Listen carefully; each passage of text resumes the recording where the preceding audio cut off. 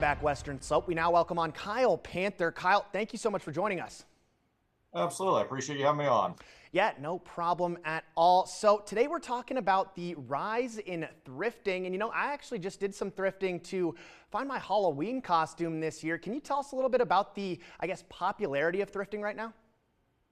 Yeah, it's amazing, actually. It's definitely growing amongst generations of myself. But I even have two young nieces at a big concert they went to a couple days ago, and all they want to do is go thrift to buy a costume. So they're 10 and 12, and it's down to that generation too.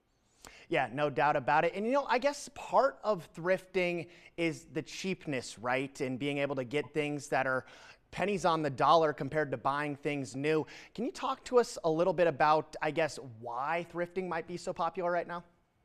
Yeah, I think there's a couple of components to it. Obviously, there's an economical standpoint. You can save money. You can get a lot of value for items that have been previously worn a lot of times, just a couple of times. I think there's also, we all like to kind of find that needle in the rough, and we outsmarted the crowd and we found something that's valuable and that has a lot more value to us than the previous owner. Sure, no doubt about it. And I guess there's also an environmental aspect to it, right? Instead of buying something new, you're repurposing something. How does it, help the environment? Yeah, absolutely. There's a study that said about 10% of total carbon emissions come from textile waste. And the longer that we can have the life of a garment, the more you can repurpose it, reuse it, the better opportunity it is to limit those carbon emissions and just keep a more environmentally safe mindset.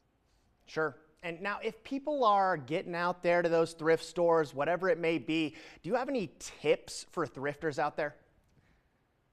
You definitely want to have a layer on underneath what you're going to try on. You don't want skin to textile contact. You never know when the last time it was washed, what situation it was worn in. So that's definitely something to be aware of. The other part is take a look at seams for see if there's any tearing or anything separating. Obviously, check for stains and those kind of things. If you do have holes in the garment, some are okay. If it's right around the seam, that's repairable. It's not going to be a big deal. If it's in the middle of a sweater that's one color, it's going to show if it gets repaired. The busier the garment, the easier it is to fix a hole or something of that sort. You may be able to get away with it. If it's a one-piece item, a light color, something like that's going to show up real quickly. Got it. And is there anything else, that I haven't asked about that's maybe important to mention for people looking to hit those thrift stores?